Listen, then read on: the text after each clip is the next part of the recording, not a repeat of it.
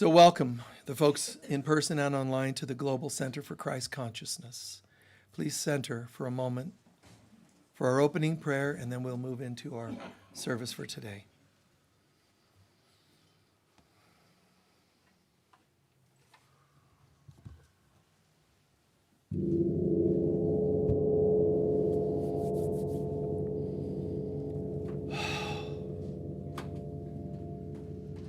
Whatever might be in our minds, in our heads, 3D stuff, concerns, it's fine. But just let's agree to set that aside for a moment. Let that sound of the gong ring in us, in our hearts and souls, that knowing that it's time to set it all aside and let the sound of the fading gong draw us in deeper and deeper into our hearts and souls. This is the altar of the Divine Mother, the Holy Spirit. In this altar that you have helped us to create in our being, Father, Mother, God, we come to you wholeheartedly. We come to you to say, help us to awaken to the highest consciousness possible. Bring to us first all that is unlike your love, all that is no longer felt as joy, all things of life, unhealed wounds, traumas, belief systems, all that is unlike God. To the altar now we offer it. Not just individually, but for each other, as individuals and as a collective. We call this up, all into our hearts, and we give it to you, unconditionally as possible, to lift out of our being thoughts and wounds and hurts and sadness and addiction and so on. We're just giving it up. As unconditionally as possible, the known and unknown things of life, empty we become. And in this emptiness, we are more fully prepared to receive the Spirit of God.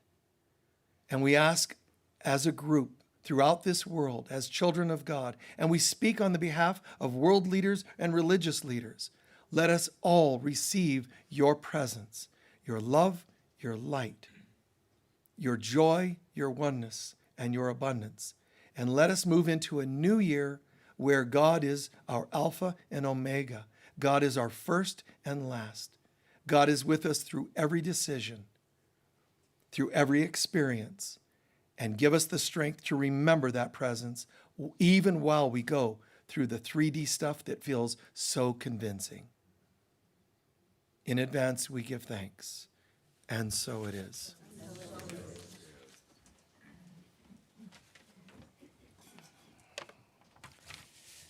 From A Course in Miracles. You have never tried to solve anything without the guidance of God and been successful. But you have never given any problem to the Holy Spirit or the Divine Mother that she has not solved. Is it not time you brought these facts together to make sense of them?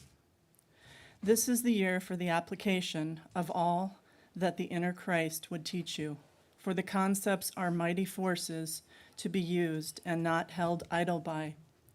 They have already proven their power through so many miracle workers and are now waiting for your application. This year, invest in truth and let it work in peace. Have faith in God as God has faith in you. This year, determine not to deny what has been given you by God. Awaken and share all your gifts and no longer place faith in your littleness. Awaken today and let us join in celebration that goodness is real and fear is not. And so it is. And now please join us in reading our mission statement, which you can find in the seat backs in front of you. Together we say, the Global Center for Christ Consciousness is a spiritual center for students and masters on the spiritual path. We are dedicated to awakening the inner Christ and to creating a world of love, peace, joy, and abundance. And so it is.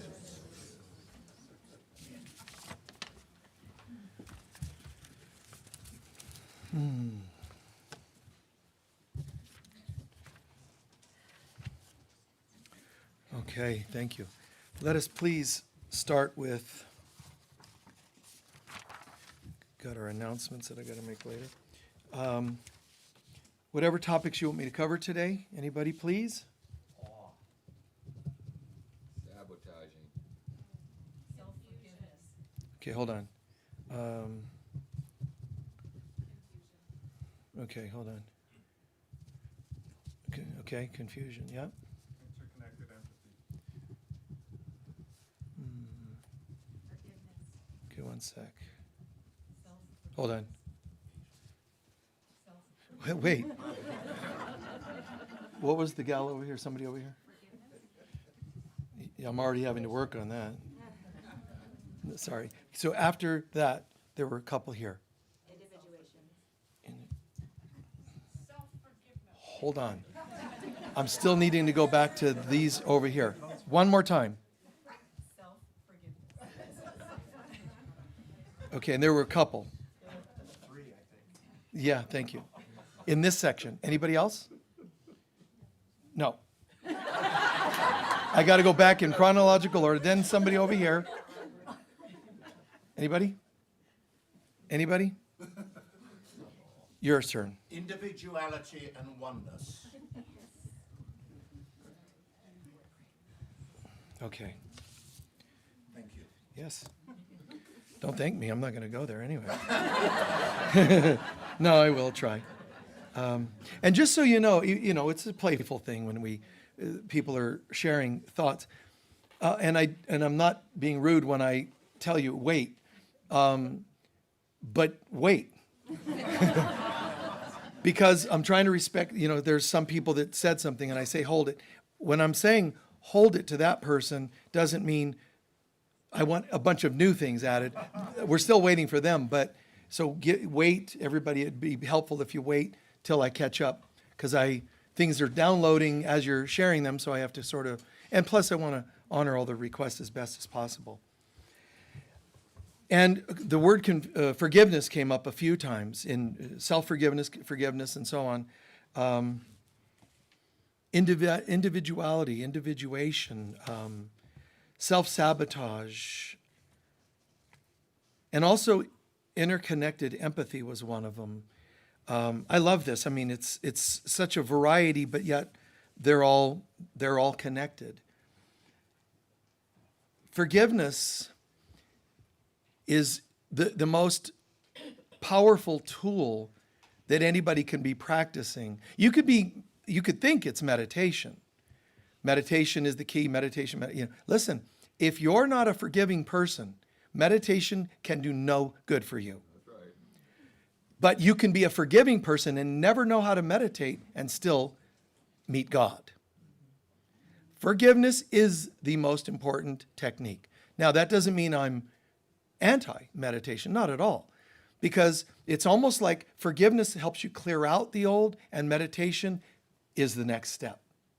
That's why Jesus is saying to you, don't try to go into the temple, meaning meditation or a center for that matter, with grievances. Try to clear the old grievances, then come to God. That means a lot of things. Even if you're trying to do prosperity prayers, manifestation techniques, clear out the old. Otherwise, you're just building on quicksand, really. And a lot of people have to look at that because I'm using this technique for manifestation. It's not working. Listen, before you pay me to tell you why it's not working, and I'm happy to help you with that. But before you offer to pay me or a counselor or a psychic to find out why it's not working, pause and ask yourself just that. Let me pause and think about anybody I might need to forgive. And you would be doing yourself great service. Anybody I need to forgive. And if you think, well, what if nobody comes up? Somebody's going to show up. Now, if you have a filter and you don't want to know it, no problem. 10 minutes later when you're showering, somebody's face pops into your mind, that's the one. And you go, well, yeah, but I don't have that many issues with them. Great. They showed up. Trust in the Mother, the Divine, the Holy Spirit, that if somebody's image popped up, forgive anyway. If I sit and say, okay, I'm open, and a procession of 10 people's images go by, and one of them I go, I didn't have any issues with them. There's no, why defend it? Why block it? Just forgive them anyway. Forgiveness isn't just because of negatives. Sometimes you have to forgive people that you idolized, especially if they didn't live up to your hopes and expectations. So there's a whole shift that is going on in human consciousness. And people are starting to like get into their camps. This is what's true. This is what's true, right? Politics and religions and then there's spiritual people, which don't typically get caught up in the rights and the wrongs. One of you used that word confusion. The ego or evil. But the ego is like a psychological term for evil. They're the same. But evil or the ego thrives on confusion, thrives on people not committing to something. You hear in book of Revelation, I'm summarizing, paraphrasing, but there's concepts of people that are overtly harmful. But when people repent, which involves forgiving yourself and others, you can clear that, right? You can be a very assertive person or a very passive person. Great, either one, that's fine. But the Bible, Revelation, has a very unique slant on people that are neutral, not committing. The people that try to pretend they're good, but they feel shame that they're not perfect enough. The people that go to one polarity or another. It's called lukewarm. And it's interesting because in the book of Revelation, people that are over here, here's some advice it gives. People that are over here, here's some advice. But the ones that are lukewarm, it just says, never mind, I'm going to just spit you out of my mouth, says the Lord. Wow. Well, that's intense. What it means is if you're not going to honor the truth, then there's nothing to honor in you. Step up. People that think that enabling hurtful behaviors is love. It isn't. You're just a coward. You just don't want to speak up because somebody might not like you. It's okay, man, to say that doesn't feel like love or whatever it is in your circumstance. So people start pulling into camps and even in the spiritual community. I did a video once, or a talk once that was called 10 dumb things that spiritual people say. Yeah. Well, yeah, that's me. The irreverent Michael Mirdad. But, one of them easily added is there's one of those, well, why did you create that? What a ridiculous thing to say to people in pain, right? See, so you think they're ridiculous too. So, but people get into, well, that's my truth. Why would you even want to say that if you realized how ridiculous it is? When you say my truth, you're speaking from your lower three centers. It means me in my experience, my emotions, or my intellect. See, I'm the type that's going to be like, oops, sorry. If I do my truth, I'm already embarrassed. And I mean that as just a flippant statement. I don't mean literally, but I could see through it. As soon as you say my truth, it means you're individuating, you're individualizing. Well, I have my truth and you have yours, which means we're separate. You can't be sane if you're separate. Oneness is the truth of God. So there is the truth, capital T, of God. There's the truth, lowercase t, in your soul, and there's your truth. 3 truths, okay? Your truth, it's opinions, it's valueless, it's worthless. Now, I don't mean to invalidate you or make you feel like I'm picking on you. I'm just saying it's valueless because you're just fishing around for opinions. Your truth is your opinion. You see? I've always had this feeling like if I could come from the truth or my truth, I want to at least come from truth here. Truth in your heart is loving. Also, truth in your heart, because it's coming from the heart and soul, it's less opinionated. When it's just coming from your lower nature, it's very narrow and opinionated. Would you agree that you've seen or heard that before? Yeah, it's just narrow and opinionated. And I mean, some people are like, that's right, but it's mine. Okay. So you have all kinds of people invading countries and conquering and killing. And these are because people have their own opinions. I don't like you, so a critic attacks somebody who writes spiritual music. That's because they have their ego-based opinions. If they go here, just here, not even here, if even just here, they start to go, well, wait, I can see where everyone's thoughts and feelings have some validity. You see what happens there? Instead of, no, that's wrong. I don't agree. But who's talking? Me. Yeah, ego. It can't let harmony, it can't let connection and getting along. And let's hear what they have to say.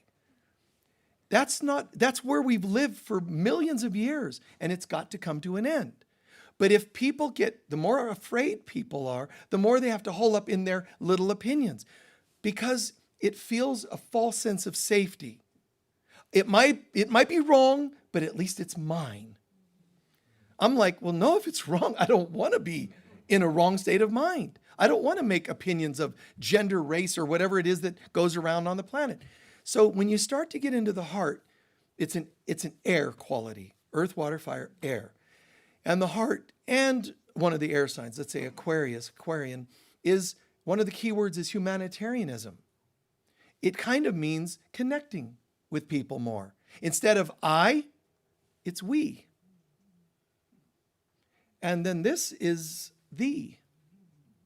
Capital T, God. Thy will be, T-H-Y as well. God's will be done. But we don't go from my little opinions, ours, and then we just become obliterated and we go into God. We become part of God. You see it? We become part of the all. So the truth of God, and it's a sad thing because religions who should be representing this, they may not embody it perfectly, but they should be representing it and saying words like, I don't know, but let's ask God. And asking for God. Every politician, every political leader should be prayerful. How could you run a country without starting the day with prayer and saying, help me? I mean, you have to. Unless you're Ronald Reagan, because then you include prayer and astrological readings. Because he did follow astrology, and I think that was really cool. I think that's just cool. I do. I just think that's the fact that some people didn't like it and slammed him for it. I think it's even funnier now because people slammed him for it. I just think it's cool. You're going to do peace treaties with other countries. Well, let's see if Jupiter's conjunction, I just think it's hilarious. But anyway, there's this whole notion of truth and I know best and my truth, but you can't. If you're not even coming from love, you can't know the truth of God. And sadly, religions are supposed to be representing this. But everything they're saying, generally speaking, everything they're saying is coming from the lower centers, from intellect, from emotion, from experience, survival, lower centers. And I understand why, but it's also the ego is so rampant. It infiltrates everything, even a thing that's supposed to be representing God. So if I'm not speaking love, because religions have started wars before. If I'm not representing love, these people actually say, God is telling us. As soon as you hear believe the word God, and then it has anything to do with destruction, you're probably not hearing from God. Somewhere it went off. God could say, I want you, and I mean this, you could hear inspiration from God that says, I want you to join with that person. I want you to join with that nation. Okay? By the time that information here filters down through your heart and then all your lower centers to your root center, it adds up to, I'm supposed to marry you and conquer you. All God said was, I want you to join with him. Your head interprets it as, oh, okay, romantically. And God's like, oy vey, like, that's not at all what I meant for you to do.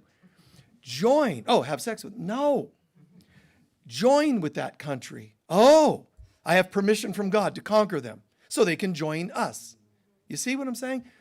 The ego has that propensity, that tendency, that insistence to take even your highest truth and spoil it down to your truth, my truth, individuality. So despite all that, there's another way of looking at all this. Don't expect to know the perfect truth of God. Think of anything you like in your life. I don't care if it's rainbows or a food. Think of anything you like. Just let it come to mind. One thing you really, really like. And just understand that's just one thing you're naming. You could probably name 100 if you really think about it. If you want to know the complete truth of God, 1 second you call for it. I swear to you, the very next second you're gone and the things you loved are gone. Because the truth of God is that this is a hologram. So as soon as you go, I like that, but I don't like that, it's gone. So in other words, what I'm saying is, knowing the truth of God is kind of intimidating. I'll only say that briefly because I can see how turned off you become from my saying it. But I'm only going to say it this much, that knowing the truth of God means the death of everything else, the ending of everything else.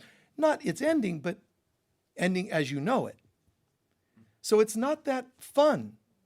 That's why the Old Testament and in some ways the New Testament have told you, and other sacred works, that if you become one with God, like for example, the Old Testament, if you see the face of God, you would be obliterated, which made people afraid of God.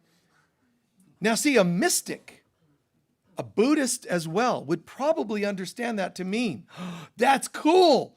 Absolutely. Let me look upon the face of God and be obliterated, because they know what it means. It means the me that I'm not. That's pretty cool.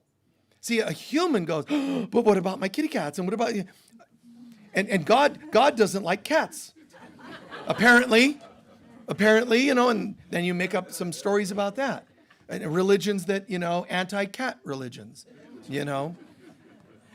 Then next thing you know, there'll be churches with cat images and the circle with the slash across. No cats allowed. People will get real serious about this, and we heard God doesn't like cats. Somebody will hear me say that, and they'll think now they'll post it somewhere. I heard the Global Center doesn't like cats. This is messed up humans. But yeah, the truth of the matter is to see the face of God, which means to know, not just to see. To see the face of God means to know the truth of God. And in the truth of God, there is no 3D world. This is a mirror, a projection of how we're feeling in higher dimensions or consciousness. God's truth, ours, mine. You see? Which is interesting because this is beyond a collective. This is oneness in its greatest sense. This is a collection of individuals. This is just individuals. Individuals have individual opinions. Here, at least it's higher. It's a collective. So now, when I tune into something, I'm tuning in at least to the collective of us. It's not perfectly oneness of God, but it's halfway there. And at least I can choose in my heart to say, I know that sometimes I get in the way and block a little of that perfect truth of God. I see it, I own it, I surrender it. Then more and more direct truth of God comes pouring into our hearts. Then we can allow that to enter our day-to-day lives. And it's not that you say, hey, now that I meditate, I want you to know that I am perfectly in touch with the total truth of God. I feel really plugged in. I feel really, really good and plugged in. And I do not claim to speak the truth of God. And God's okay with that. Because what it means is I'm open. Not, I know the truth of God. No. I'm open to the truth of God. How perfectly it filters through, it's still using my vocal cords, my mouth to speak the words. It still filters through my mind. If the highest, let's pretend, the truth of God could be attained for a split moment, it would become suddenly, all of us, our minds would become joined as one, and we would be sharing a state of bliss. No thoughts, no past, no future. It would just be oneness, which I just felt a nice wave of, incidentally. Isn't that interesting? It's really beautiful. Like, wow, what was that? By just saying it, I know that thoughts create. But when you believe your thoughts, it really creates. See, you can just have thoughts, but they can be strange, odd, disconnected. Say something, think it, believe it, and it really shifts everything. So I say that, and as I'm saying it, I was like, And that's cool. Now, you still have to get in individual cars to go home. You still have to pick up your purse, not somebody else's. Your phone, you see what I'm saying? So back into the 3D world. But you still, now you're in the world, but not of the world, because you're carrying with you bliss here. You might carry your pocketbook. I have to pause for a second. Is there still something called a pocketbook? No, is there? Is that changed over to something else? Purse, okay. Isn't that weird? Okay, so your pocketbook. I say these words sometimes, and then I check in and go, wait, is that? One time, I dared to say the word shoe cobbler. You should have seen everybody looking at me like, he is old, isn't he? Because it's just a term. I don't know yesterday and tomorrow, yesterday versus tomorrow. They're just words, so they all get blended in.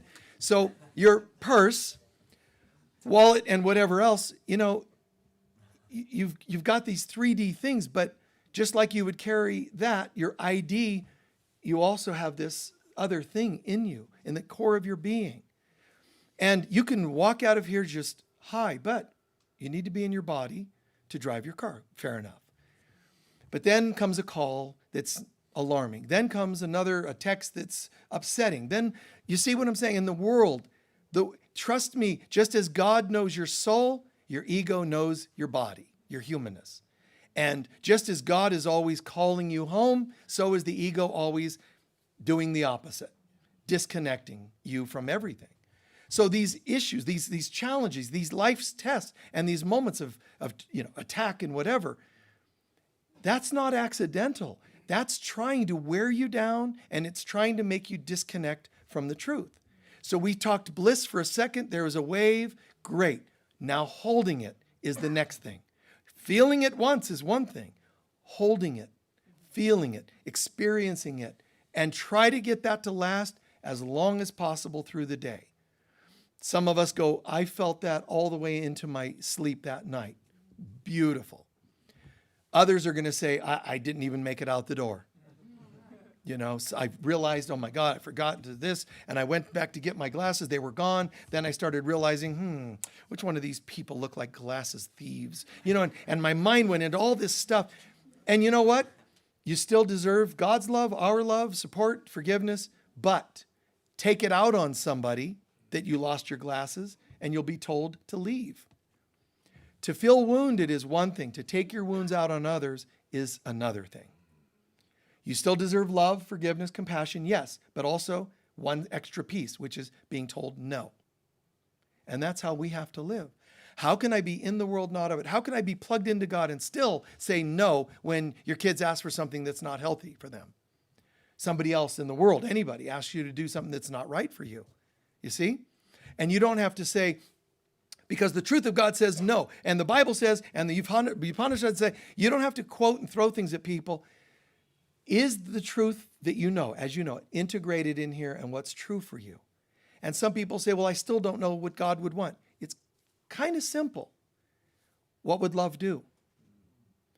Or what would the most loving thing be?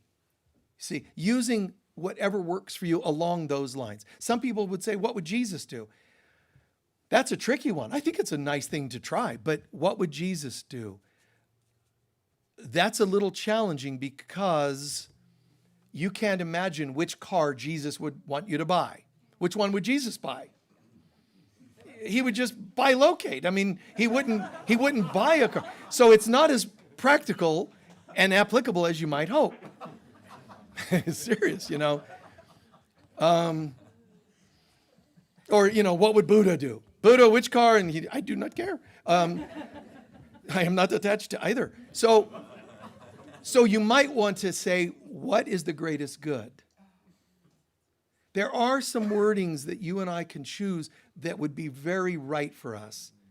And when in doubt, what would love do? Then you use a second backup, like what would be the greatest good? And then, and none of them work all the time for every human being, because sometimes you go to make a decision.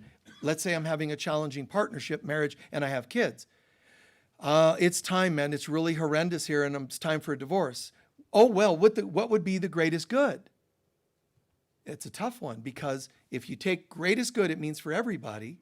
Your ex is going to be angry. Your kids are going to go through challenges with this change. It seems like that's not the right decision. But then you have to add another piece in the long run.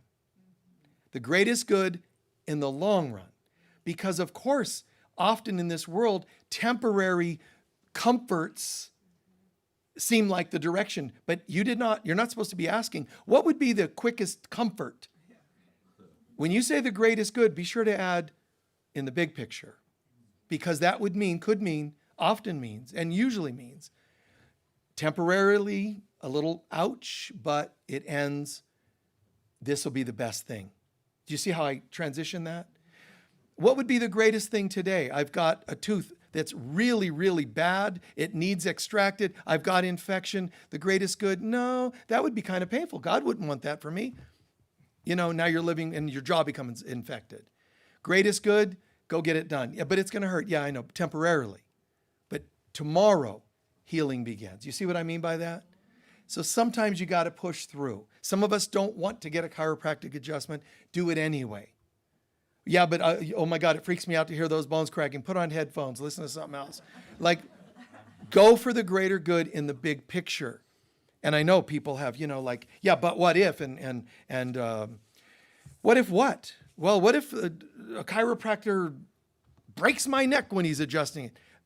That's only happened a few times in the history of man and chiropractic.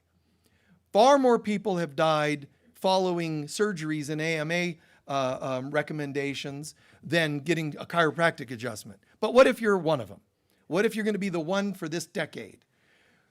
When you surrender yourself to a brother and sister and they give a massage or they do dental work, when you surrender, you're in a state of surrender. Trust me, if that chiropractor, no offense chiropractors, because I'm not putting anything negative out, if they happen to break your neck, trust me, you will be in heaven the next minute because you were in a state of trust. That's better than not going out of fear. Try trusting. I remember one time I was on a flight. I was at the airport in Seattle, and I was flying overseas to Australia to speak at a conference. And I saw another speaker at the terminal. I hear this, Michael. I look over and and so it's one of the other speakers. Hi, how's it going? Yeah, you're getting checked in. Can you book us to be in the same row or whatever? So they did all that. We get in the flight.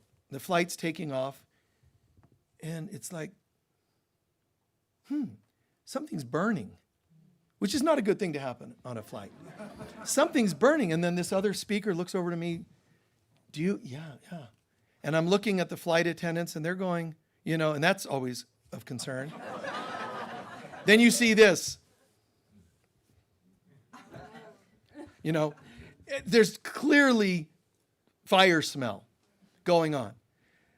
So this other speaker, and I'm serious, like, I'm serious this happened, where this other speaker turns to me and goes, what if we crash?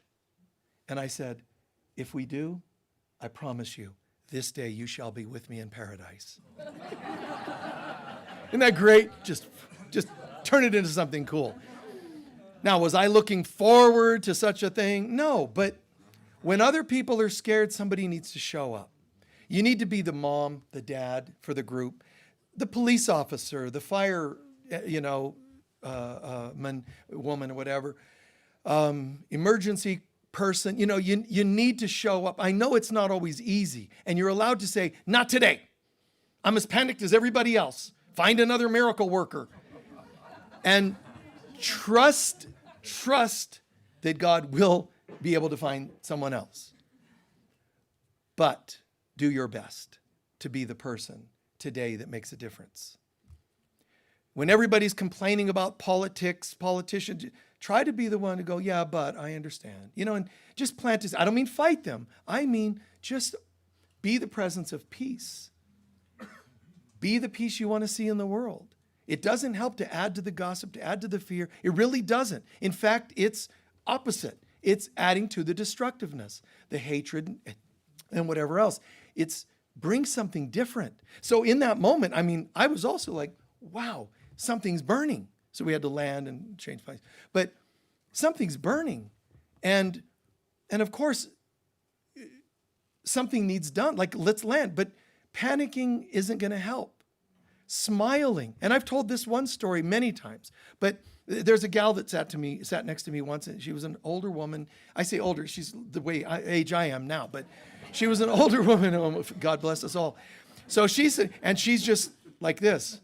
And I'm sitting in my seat, and I can, spider senses are tingling. I'm sensing something, and hi there, hi. And we're still at the gate, and she's going, oh my God, I'm so afraid of flying. And I'm like, oh. So when somebody says I'm afraid of flying, it doesn't mean you need to do something. It means you need to be open to guidance. Don't think that every incident means you're supposed to run in there, fly in there, land in the superhero landing kind of, I have arrived. It's you're supposed to just go, what is this? Okay, you just open your mind. Okay, And sometimes you'll be called to send a prayer, sometimes word, sometimes action. Don't know. But in this case, the woman was definitely freaked out. Then they unlock the brakes to start backing out, right? There's that jolt. And she just panic. And then they back us out, and they start taxiing, and they start doing the announcements, about in case of a, emergency exit. And she's like, oh my God, why do they have to talk about things like that? And what I said isn't, beloved, peace be with you. I didn't say, let's call in the presence of Jesus or Saint Germain. What I said to her was, you don't actually have to listen to these emergency announcements. It basically comes down to this. If we have an emergency landing, any part of the plane that's ripped open is an emergency exit. And I mean, she was like, and then she started laughing.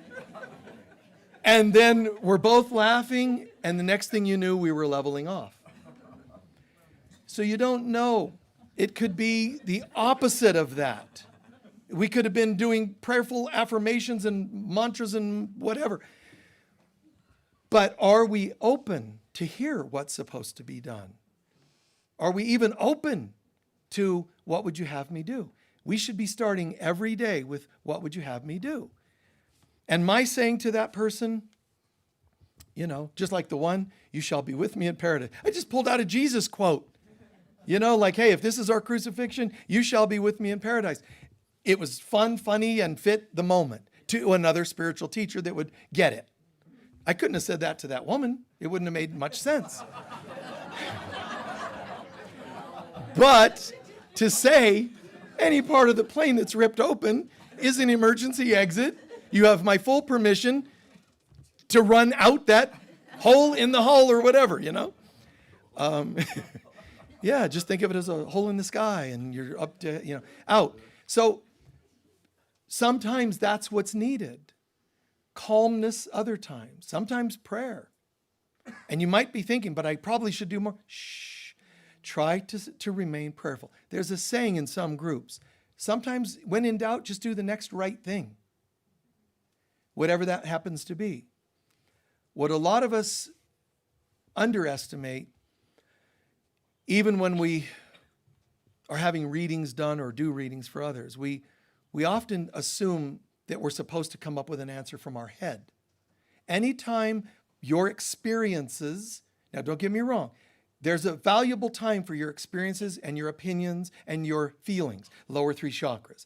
But are they dictating the moment, or are you asking for God to use them to what's needed in the moment? God might still use your 3D experience. It's not wrong, bad, sinful, limited. If you give it to God, it becomes glorious.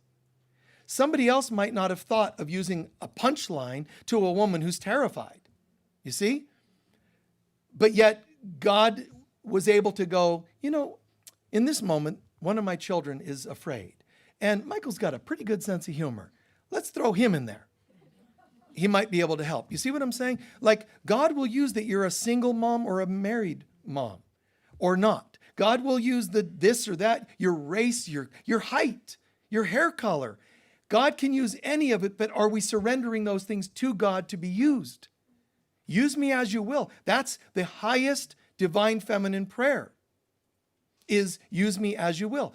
The way Mother Mary did it, I am handmaiden of the Lord. Use me as you will. That's not a putting down. People take that somehow as a lowering yourself. By lowering, you become higher. The last shall be first. So you put yourself aside and you're made into a channel of God. When you say, no, I'll figure out what I'm channeling and when and how, you cut off from the highest heaven. You also cut off from your own soul, and you're only manipulating information from your lower nature. You can think it's fabulous. It might even make you a buck or two. Lots of people have written books, made money that weren't coming from the highest or whatever, you know. Movies are made generally for not coming from the highest place. Why do you think Friday the 13th has like 15, extensions to it? Part 1, Part 2, Part 85, Friday the 13th. Why didn't Jesus of Nazareth ever have a Part 2? You know what I'm saying? It's like truth can be just so clear and concise. Like in our talks here, our sharing, it feels like mini workshops sometimes. It's not just quoting from this book or that. It feels like it's an experience. And I've said this many times, but it's a combination of being open to God's truth, but then asking that on a soul level, we're all connecting. Then the third, which is, now here comes the words. So we all would benefit from learning to have that channel, that flow. God, spirit, soul, body. Let my words be from here coming through to the best of my ability today. Later on, I might go, I might have, you can do that. But you can also just surrender it. And then it starts to speak for itself. You'll see if you're a counselor or a mom and the way you parent and so on. The more you're asking to be a channel, it shouldn't be, now I don't know how to parent because I'm getting so high in consciousness. I don't know how to do 3D things. There's supposed to be a flow all the way from the highest heaven right to your day-to-day checkbook work. And people think those are separated. There should be from spirit to body in everything. How you cook your food, how you make love, everything. And some of us do the opposite. We go, I'm getting so connected to spirit, I just don't eat anymore, and I'm now celibate, and you're disconnecting from the world. And that's not bad, but understand that it is a natural pendulum swing. You went from being in the world, and now you're abstaining. Good for you, but that's not the end. The goal of the pendulum is always here in your center. The swing of life, duality, and so on. It's to find balance and center. Look at Siddhartha. Wow, there's no flaws in his. Yeah, he went too far, man. He was fasting and doing all this extreme work to detach from the world. He started seeing it. This world's an illusion. So I shouldn't eat. I shouldn't do this. So all he did is become skinny. He sat there becoming skinny. And he becomes so emaciated. There's a great statue that you'll find in some books or some places where you can even see every vein in his skin because there's nothing else. And his tummy, which looks round, is actually concave. You can see every vein across his ribs. It's a great statue, but it's a reminder. I went too far. So that's why he says in one day in meditation, I'm paraphrasing, but one day in meditation, he's meditating and he hears the sound of a sitar. And it distracts him a little or attracts his attention. And he looks and all of a sudden, truth downloads. Oh, the strings can't be too tight nor too loose. Balance. Not too much fasting, not too much food. Balance. And in a way, that's when enlightenment hits him to a whole nother level. Balance. In the world, not of the world. When you're trying to find God by defeating the world, you're still being reactive. I know we can say, but I wish I didn't have any more arguments with people because I want to be so spiritual. Go and live in a cave in the Himalayas, or Himalayas as some people pronounce it. Go and live in a cave. And great. Now you don't have anybody to argue with, you think. But when that mosquito comes flying around your ear and you're doing this, you're still distracted. You're still here. Or when the Domino's delivery doesn't show up to your cave, you're going to be a little a little bothered. You know, there's going to be something. It could be an earthquake that makes you, why are you reacting? You're so blissed out and perfect. It's okay. Our job, believe it or not, is not to become detached mystics as much as integrated spiritual beings, integrated into day-to-day life. You are a better example to others, which is a huge part of your reason on being on earth, is not just to get it together here, but to bring that change to others. And in bringing that change to others, you're far more effective showing them how you are here, but how you react differently to things. Join in gossip, you have affirmed that's the way to go. Join in hatred and judgment, you're showing people, hi, nice to meet you. I'm as messed up as you are. That's what you're doing every time you join in darkness, which is why, back to where we started, lukewarm, enabling. Well, I didn't want to stir up anything. Stir it up a little. It's okay. Not in an overt, hurtful, demanding way, but be the change. Show a difference. You know, we're starting a new year right now. Start this year and make more commitment to prosperity. Oh, I heard that, prosperity, money, that's all of the ego and the world. Hey, listen, balance. Connect with God as your source, appreciate others as your resource, and stay in your center and receive. It's okay. The extremes are not God's voice. These are made up by man and man's experiences, man's misuse, and unknowing about the centerpiece. Man goes here and here, whether it's called Republican, Democrat, male, female, black, white, any version of duality. So sometimes if you're in charge of a nation or a house or your own body, it's all the same. There's times when you have to say no. And the more abusive something is, even if it's a disease, sometimes use the antibiotics. Oh, but they're not organic.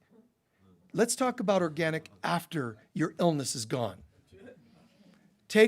Sometimes you have to take action as a nation, as a government, like a local government, or in a building, but your house and your own body. It's amazing when people discover that they have value. You can preach value, what you think should be happening out there, but you got to practice it here. And it's an amazing thing when you have friends that still party and sleep around and they see that without preaching to them how you've changed your life and you're different. You have different standards, different values. You see what I mean by that? And you're going to go through the pendulum where you used to party and now people are making fun of you. You're no fun anymore. We're not going to invite you to New Year's parties anymore. You're going to go through that and you might feel shamed and sad. You might also get angry at them for treating you that way. You're not in the center yet. There's a point where you're here. You no longer do this, but you also no longer react to this. You're in your center. When you're in your center, you are the most effective to other people, for other people. Now you're standing in the truth in your heart and soul. I get what you're saying. I get that you like to do that. That's not for me. See, not shaming other people. Very often people get very into, like if they find religion, they now have to tell everybody what they're doing is wrong. Oh my God, You could say, I'm listening to the Osmonds, so that's evil, that's of the devil. Some of them are that extreme, like they'll find fault with anything. Then there's other topics, foods. I'm just, sitting here enjoying whatever it is, a hamburger. Never had one of those, but I know people dig them. So they're like, I'm sitting here having a hamburger. Oh, and you feel all your vegan friends starting to cleanse themselves. We didn't know that you still eat meat. Oh my God, they get all upset. Shaming the person having a hamburger, you are not in your center. Well, yes, I am, because God would not. How do you know? How do you know God doesn't go to McDonald's? How do you know? What made you think that you know that? Well, because God would never. You're creating God in your image. You see? So Jesus himself is saying, don't get all trippy. I'm paraphrasing. Don't get all trippy. Don't get all trippy about what people put in their mouth. They're foods. It's what comes out. What he means is not just be religious about your words. What comes out reveals what's in here. My anger is going to slip out now and again. My judgments of people, it's going to slip out. So he's talking about that's what you should be working on here, not eating and drinking perfectly. And I'm not putting people down in that either. I think if you macrobiotic or vegan and vegetarian, it's fine. I mean, do what you want to do. Be careful, though, when you preach others or make others guilty for what they eat or drink. You actually can't get very far with that. If you say meat eating is definitely bad, you just said all indigenous tribal people, Native American, Australian, everywhere, that eat meat are all evil. You can actually live with yourself believing that that's true? Well, no, there's an exception. Oh, is there? You know what I'm saying? It's all just opinions. And no offense, but they're just opinions. You can have them, but as you evolve, you start noticing less opinions and more thinking as a we. What would be the best thing for me to say when that person's going, my God, I haven't had a burger in 5 years and it's so delicious, I feel like I needed it. Right on. Well, good for you.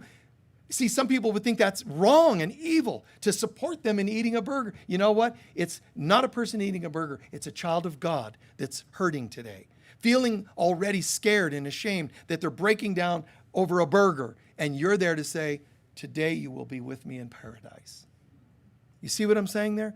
How can you ease people's minds and hearts? That's what we're supposed to be doing. That's what we're supposed to be asking. Not beating them up with our truth. Ask. Then you're moving to this center. What is the greatest good? What is really needed in this moment? And when you do that, it's amazing. The clouds, so to speak, are parted, and the light of God shines more directly to guide you, but also to reward you. By being loving, patient, etc., more good comes to you. You're actually given more prosperity, jobs, healthier relationships, better romance, etc., by being a better person.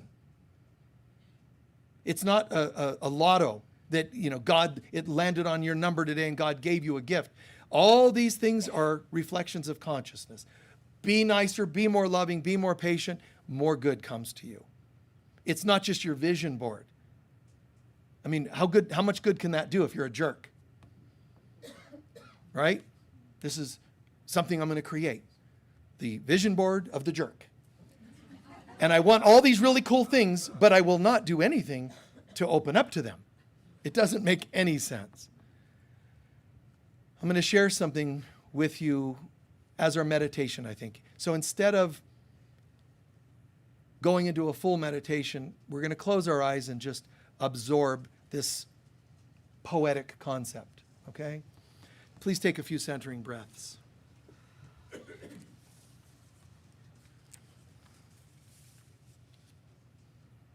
I think I shared this once many years ago, maybe 10 years ago. Eyes closed and just meditate on these words. Just allow them to float in, enter your mind. Have insights around them.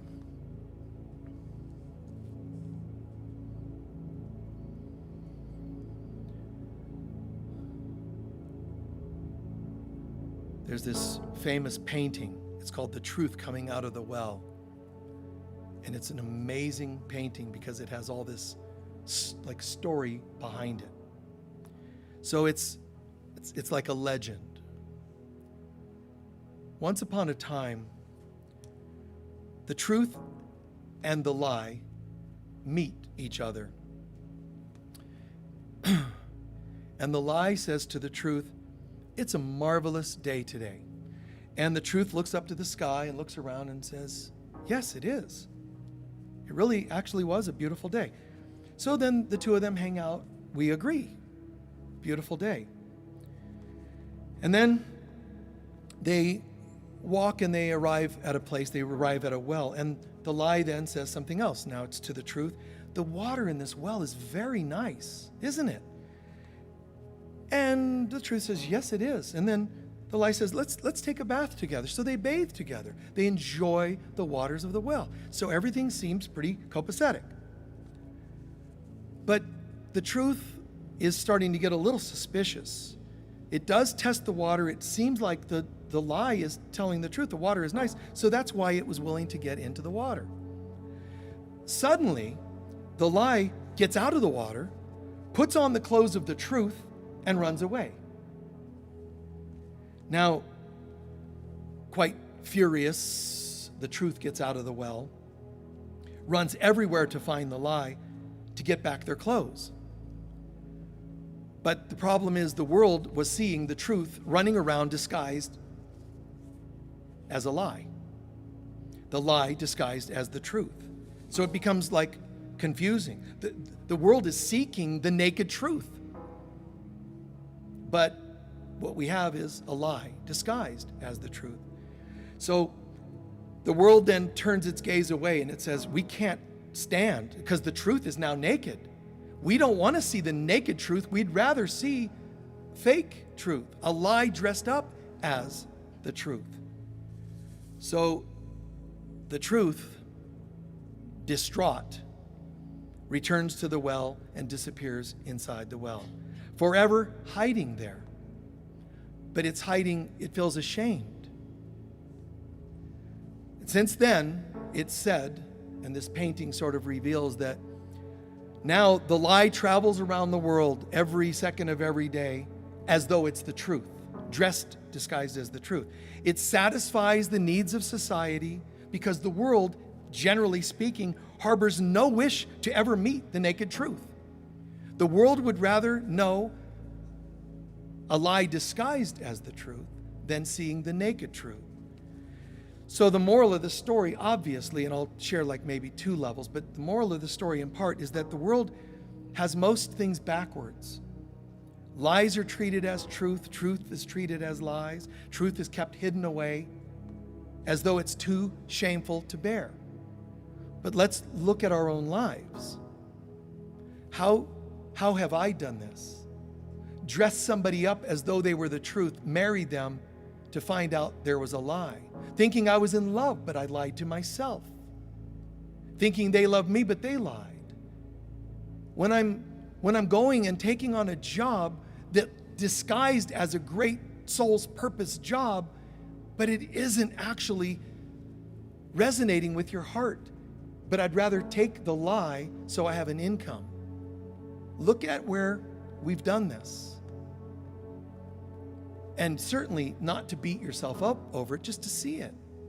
Wow, I mean, I really have. I can clearly see where I've rather seen when I knew I needed to change jobs or end a relationship.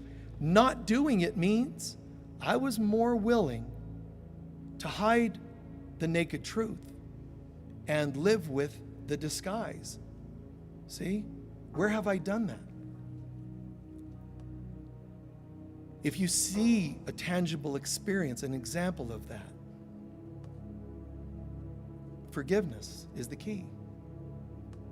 I'm sorry to my parents or my children or my partners when I was choosing the comfort of a false truth. I'm sorry when I settled. I'm sorry that I got stoned when I knew I didn't want to. I'm sorry to you, my body, to you, my soul. I'm sorry for sleeping people that I pretended was mutually caring. I'm sorry for every bit of false evidence to you, my children. Every time I showed you that it's somehow acceptable to bargain away the truth. I'm so sorry.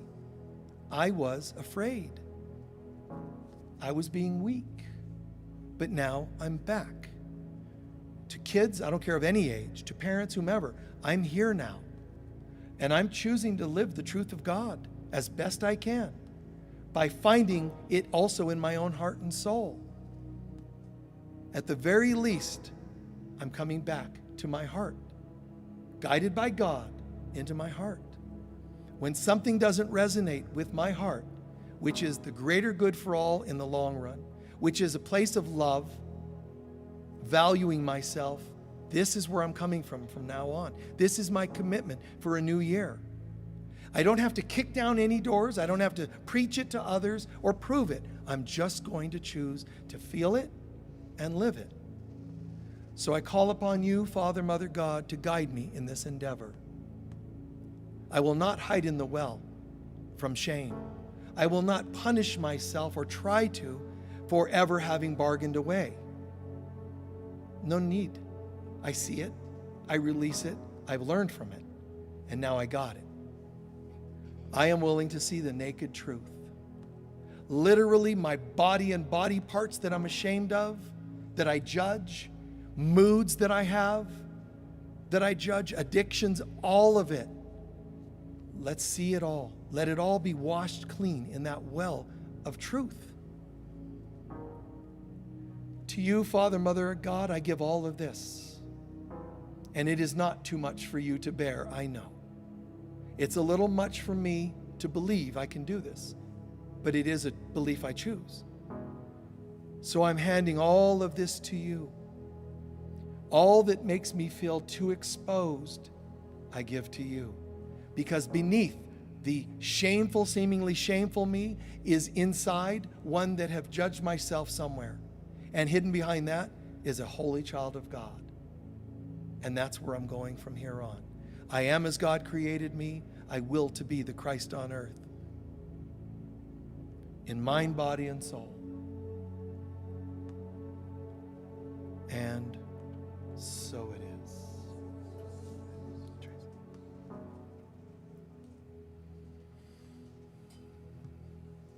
Good. Relax and stretch out for a moment. Integrate. Bring back with you whatever you heard in the talk or that meditation, that example from that painting.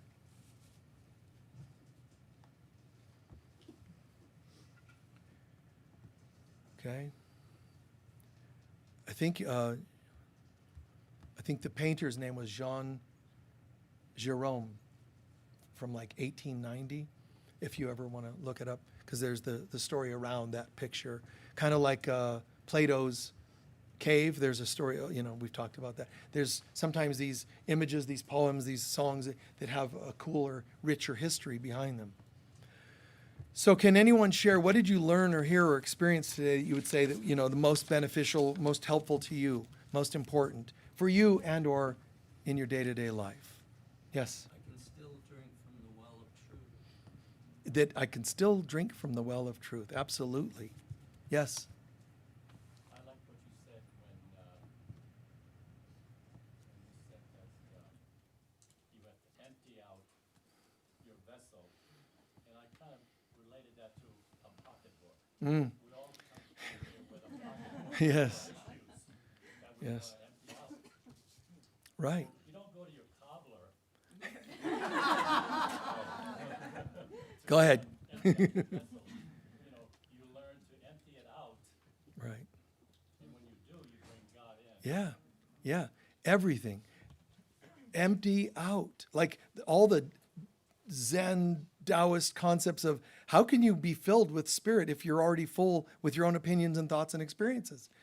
Allow them to be emptied. Surrender them. Yes. God is source, we are resources. Yes. A Science of Mind minister used that line once, and I always remember it's from, I think she said that was like in the mid 1990s. I heard her say it, and I thought it was so great. God is my source. People are just your resource. It has such great meaning to it. It comes through them. They're a resource, not the source. Right? Yes. Going after the greater good in the big picture. Go for the greater good. And what it means, the big picture. Sometimes surgery doesn't feel good. It feels scary, so that doesn't feel like it's God, because God's not about fear. Wait, it's how you'll feel afterwards. You see? It's the big picture. I don't want to go to therapy. I know it's going to bring up a bunch of stuff. Yes, it's going to be inconvenience. It's going to be an inconvenience for weeks, months, who knows, years. But when you're done, you're different. Oh, I don't want to go to 12 steps because ... fill in the blank. But in the end, wow. Whatever it happens to be, massage. Oh, sometimes it's painful. Right. What do you think? They just randomly decided to cause you pain? They're finding pain that's already there. So breathe it out. Moan, groan, let it release, let it come out. Even crying that people would rather stuff That's not the greater good in the long run. There's not one tear you've ever suppressed that didn't cause you an illness, even if it was just contributing to a cold. Not one tear. Any emotion held in becomes a thing, and it does something to you. It starts creating, whether it's physical, emotional, psychological hurt, it takes a toll. And I don't mean vent it on people, I just mean release the proper a way, an effective way, but effective, efficient way. Yes. New Year's Day, I was called to speak up to support friends of mine, and and then I was called to share that experience online as well, and it's impacted myself and a lot of others Nice. in a good way. Nice. Because of exactly what you were talking about. Nice job. So the awkward thing, a particular day for her, speaking up, feeling called to speak up, and then seeing the great effects it had. Even if it was awkward or challenging to speak up, to see the positive effects. If you're speaking up, wrongs, shames, judges someone, your speaking up is probably not coming from your heart, nor God, nor your center. It's coming from opinions, and people have lots of those. There's no shortage of opinions. And it's amazing because what they do, they're so off from God and soul that they have to form groups of opinions, groups that share the same opinion. And if your group of opinions doesn't match my group of opinions, you're wrong and we're going to attack you. And then now you have the news. All right. We're going to take up our collection and do our closing prayer.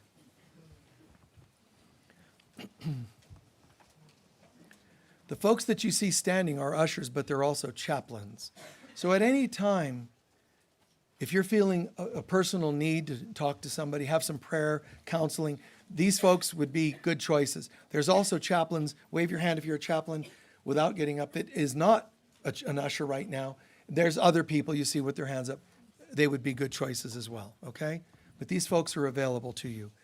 Typically after service, we do a healing circle. We won't today because today we have meetings and some other things.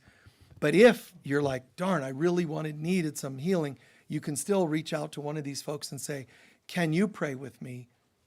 Okay? Or submit my name for prayer. They can take care of that. Anytime, any week of any month, any year, you can also email the office and say, I'd like to submit my name for healing. You don't have to specify what it's for, but you're welcome to. Okay? Please hold your love offering to your heart. Be as generous in mind, body, and giving as you can. First of all, before you give to us, I'd like you to soak in gratitude that you even have anything to give. Thank who paid you this week, this month, this year. Thank whoever handed you those dollars, even if it was change at a store for something you bought. It's still a form of receiving. Give thanks, abundant thanks for anyone who's ever helped you physically, emotionally, and yes, financially. God bless them. Together, please. Divine love flowing through me blesses and multiplies all that I am, all that I have, all that I give, and all that I receive, and so it is. Thank you. While they're passing those around, it'll only take a minute or so. A couple of quick announcements. If you're staying in person for today's workshop, we have one called Our Search for God. This is going to be 12 parts. You don't have to do all 12 parts, but the first Sunday of every month, we will do another couple of lessons related to our search for God. One week it might be on faith and love. Another week it might be on cooperation and oneness with others. Every week, 2 themes. If you're joining us for that, you can watch online, by the way, which you can watch today or at your convenience. But it's 12 different weeks, different months. If you're signing up and you're going to be here in person, please go to the foyer when we're done here in a minute. Sign up so that we have a head count of how many people will be in this room for that workshop. Other than that, if ever you're thinking about wanting to donate or support the center, there's lots of different ways you can do that. You can do it as a sponsor monthly like supporting our music program, decor in the building or outside. You can choose different categories. You can do one-time donations. You can tithe from any income that you have. You can just give based on a portion of something, a windfall you've come to. So whatever works for you. We've had people donate stocks before. Anyway, for me, if you want private sessions with me, I do those by phone only, so you can call the office and they would hook you up with that. They're about 30 minutes, a little less, but about 30 minutes. It's kind of a reading, healing, whatever's needed in the moment. Remember, our chaplains are also available to you. Typically, that's a free service that they do. We have crystal bed therapy sessions available. We have a yurt out here around the building, and in there is a crystal bed. Phenomenal, honestly, phenomenal, multi-dimensional experience to get under those colored laser lights, crystals, into all the chakras. I mean, it's absolutely profound. So check that out if you haven't done it before. If you have, you already know what I'm talking about. It's amazing. We do have, like I said, the table over there with some gifts, sale items. My CDs are $5. The ones that are on that table, where they're typically 20. We also have the Enchanted Healing Room, 1 block from here, where there's a spa-like room. Body work, shamanic work, just about every kind of healing you'd want, they do there, and it's a very beautiful, comfortable room. And if you're a chaplain, we have a meeting immediately following the service. We'll meet in that room over there. We also, this Wednesday, apparently, as it says here, this Wednesday, we have our spiritual healing counseling mentoring circle. It's open to everybody, but we make a circle here and talk about how to heal at a faster level, emotional stuff, physical stuff, just looking at healing at a deeper level. But you're learning, you're experiencing it, but you're also learning a bit more how to. That's why we call it mentoring. But today, and every first of every month, Sunday of every month, it's our Search for God. So please join us if you can. If not, you can also watch online, sign up online. Lastly, next Sunday, we have once a year a workshop that I do called Co-Creating a New Life. So yes, I'm busy this month with events, but after this, every month you'll find we have all kinds of people offering fabulous workshops, sound healings. It's an amazing center that we have such a variety. And I'm grateful. The 12-step groups that meet here and so many different groups, MUFON and so many different groups. I love being that central hub, especially for things related to A Course in Miracles. Our center acts as Sedona's central hub because we have so many Course in Miracles things related here. So that's available. But next Sunday, it's the 11th from 2 to 2:30. No, that's wrong. That's not a 30-minute thing, so I don't know. It's in the afternoon. So it's about learning to co-create a new life. Manifestation is a wonderful thing to learn, but rather than manifestation that matches the words man's infestation, where you're trying to manipulate your life the way you want it, it's learning to co-create. Things that last longer, that are more real, that are more integrated, learning to co-create a new life, a new world with God. On that note, please stand for our closing prayer. Did you folks get what I was sharing from that painting, that story? Did you? Good. Good to hear. I mean, it could be a song that I talk about all of a sudden, the lyrics of a song, and a painting. It could be a statue.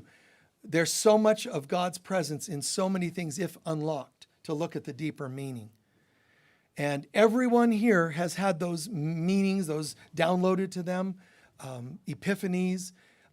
I swear, this is supposed to be the way we live, magical living all the time, where you just see downloads, feel downloads, experiencing downloads everywhere. It could be a sign on the streets. It could be the name of a building. Whatever. It could just be a dream. But we can, and we are getting to the place where we can hear the voice of God always. As Course in Miracles says, God's voice speaks to me all through the day. But who's listening? Let's practice listening. Centering into a state of gratitude for the service today, for this center, the meditation, also healings, insights, and even for the people who stand closest to you right now. You may not even know them. Somehow it was a vibrational reason for it, a frequency that was perfect for your greater good. Soak it in. Soak in the lesson even if you don't know what it was, and be grateful to your brother and sister. As we affirm, the light of God surrounds us. The love of God enfolds us. The power of God protects us. The presence of God watches over us. Wherever we go, God is, I am, and we are, and so it is. Peace be with you all. Thank you.